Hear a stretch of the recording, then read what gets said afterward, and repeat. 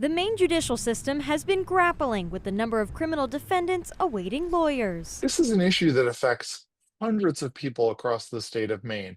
Some of them were waiting weeks and even months before they'd even been appointed an attorney. Following a lawsuit by the ACLU of Maine against the state of Maine, Kennebec County Superior Court Justice Michaela Murphy issued a ruling in March that would have set a new precedent for releasing criminal defendants from jail or having their charges dismissed if the state failed to provide timely due process. That ruling has since been appealed by the state and is set to be reviewed by Maine's highest court.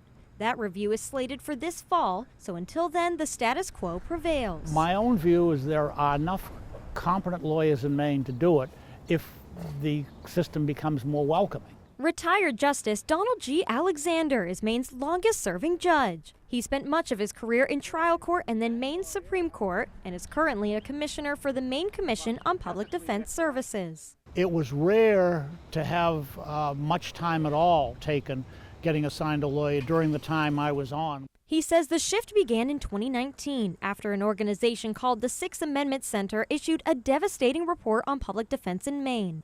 He says the criticism and new aggressive standards put in place by the Maine Commission on Public Defense Services drove more lawyers away. There are attorneys that want to do the work but then get driven away by the barriers of that the commission puts up, the caseload limits, the experience requirements, things like that. We hope that this has been a wake-up call, that people won't let systems get to this failing breaking point before they step in and do something. The legislature recently passed a bill to enable judges to directly appoint counsel when the Commission on Public Defense Services is unable to find counsel promptly. Getting people to represent people, the commission needs to be more welcoming. We need to have a little more resources. We need to have judges interact with their local bars to do it, and we need to have more mentoring programs for the newer lawyers coming in. In Bangor, Grace Blanchard, ABC 7 and Fox 22 News.